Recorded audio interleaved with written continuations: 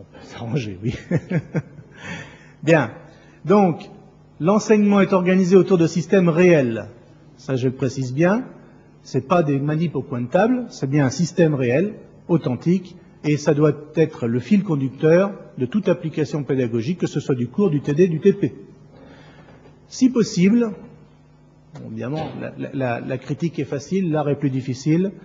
Je pense que l'organisation pourrait être faite autour de centres d'intérêt pour traiter à la fois ces deux chaînes, parce que le réflexe dont je parlais tout à l'heure, de retrouver immédiatement les caractéristiques des chaînes d'information et d'énergie, ça ne peut venir que si, durant l'apprentissage, on a pu vérifier un certain nombre de solutions technologiques sur différents systèmes. Et c'est au travers de l'analyse des différents systèmes dans leur contexte de conception, avec l'outil de production, qu'on a effectivement une culture technologique qui se structure et sur laquelle on peut ensuite compter pour éventuellement réussir dans la vie d'un ingénieur. Oh, pardon.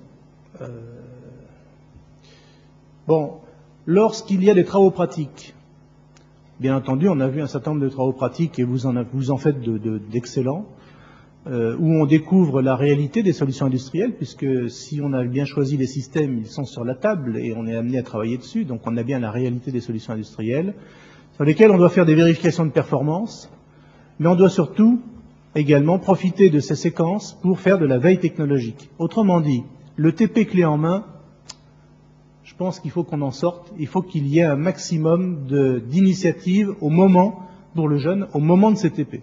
Parce que c'est c'est au moment où le jeune est acteur qu'il se pose un certain nombre de questions. Si on est derrière et qu'on peut apporter des éléments de réponse, ça, pédagogiquement, ça a un impact énorme.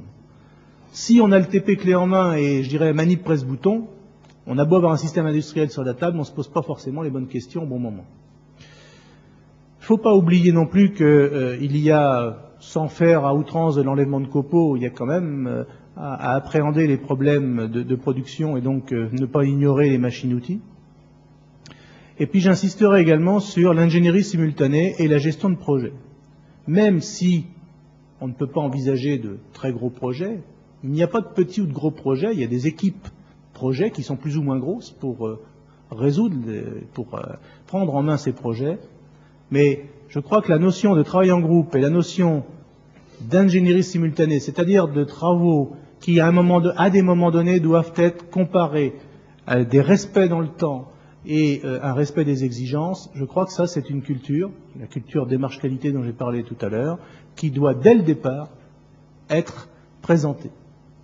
On ne peut pas laisser un jeune tout seul sur un projet, ça n'a pas de réalité dans l'entreprise. Il y aura au minimum une équipe projet constituée autour d'un chef de projet et, bien entendu, à tour de rôle, ils auront la responsabilité d'un projet. Donc je crois que c'est dès le départ qu'il faut leur montrer qu'un projet, c'est quelque part, en dehors de tout l'aspect technique, technologique, il y a aussi l'aspect management. Et tout ça, ça contribue à la culture technologique. Donc le projet, je vais passer parce que je ne vais pas prendre trop de temps là-dessus, vous savez ce que c'est. Par contre, je voudrais insister sur un point, et ça c'est dès le départ aussi qu'il faut le faire. Dans un projet qu'on a découpé en phases, et donc chaque phase doit avancer avec des rythmes qui sont prévus, il y a plusieurs scénarios possibles.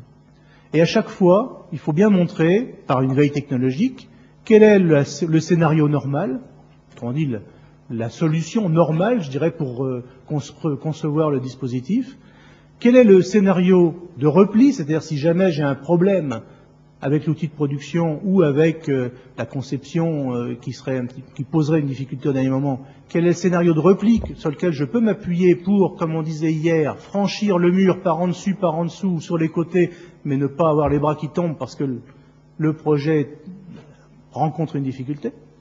Et puis il faut savoir également, de temps en temps, mesurer le risque, c'est-à-dire être un peu audacieux, créatif, et on reviendra sur cette créativité, savoir à quel moment je peux me lancer sur un scénario à risque. Alors le risque doit être limité, bien sûr, c'est-à-dire qu'on doit pouvoir maîtriser à minima la technologie que l'on met en œuvre, mais il peut y avoir des problèmes liés aussi à l'outil de production. Et ça, il faut qu'on puisse le mesurer dès le départ, au moment où on conçoit le projet. puisqu'il faut que j'aille très vite, donc je finis très rapidement cette phase. Dans la démarche projet, il y a deux grandes familles de démarches et d'outils qui vont avec, le top-down ou le bottom-up. Bon, pour ceux qui sont anglicistes, ils doivent comprendre très rapidement.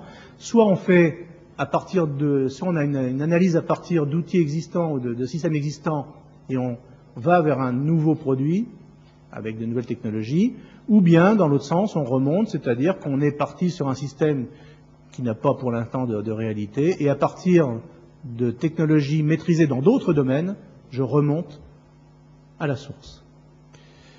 Et je finirai très rapidement sur créativité, invention, innovation, en rappelant que l'innovation, c'est la source de réussite d'un projet, mais qu'il faut un juste équilibre, c'est-à-dire que si vous êtes trop en retrait, la technologie risque d'être dépassée et votre produit ne sera pas vendable, entre guillemets. Et par contre, si vous ne maîtrisez pas suffisamment la technologie que vous voulez mettre en œuvre, ben, vous risquez d'avoir un problème de dépassement de coût parce que vous serez dépassé par les événements et là non plus, il ne sera pas vendable. Donc, il y a un équilibre. Et qui dit créativité dit bien entendu invention, innovation, donc dépôt de brevet. Et je crois que ça, dès le départ, il faut qu'on soit conscient que si on veut protéger, on revient à ce qu'on disait tout à l'heure, il faut protéger nos réalisations, nos idées.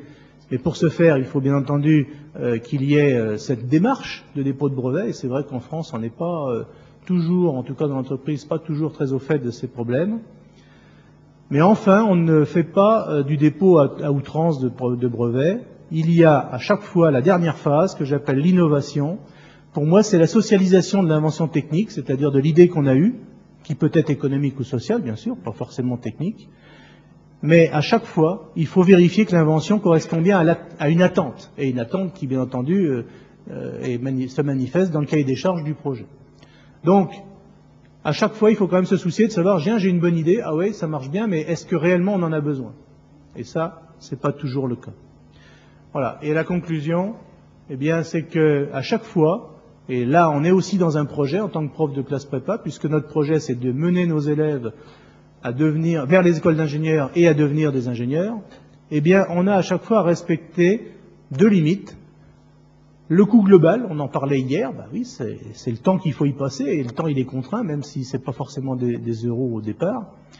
Et puis, en minima, bien sûr, il y a un niveau limite de performance. Autrement dit, à chaque fois, on est amené à rechercher pour une somme donnée un maximum d'efficacité dans notre enseignement.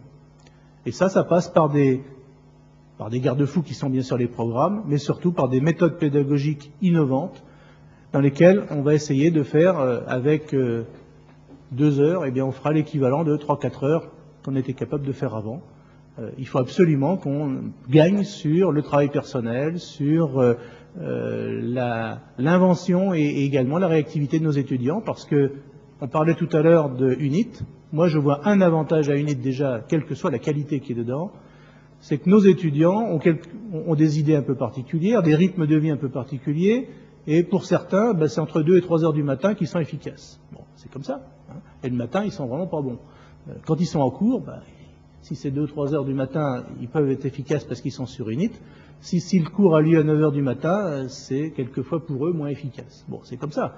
Donc, avec un outil comme UNIT, eh bien, on a au moins la possibilité naturelle de s'adapter au rythme de chacun, au rythme des étudiants, et forcément, on va améliorer le résultat. Voilà, je vous remercie. La seule chose que je voulais préciser à la fin, c'est que pour être compétent, il faut garder la partie recherche, et on ne peut pas être déconnecté, même lorsqu'on est professeur. On est de toute façon toujours connecté à la recherche. Vous l'avez vu aujourd'hui, Madame Tanguy, Dauphin Tanguy était là pour le rappeler. On ne peut pas ignorer le monde de la recherche et on alimente aussi la recherche. Merci.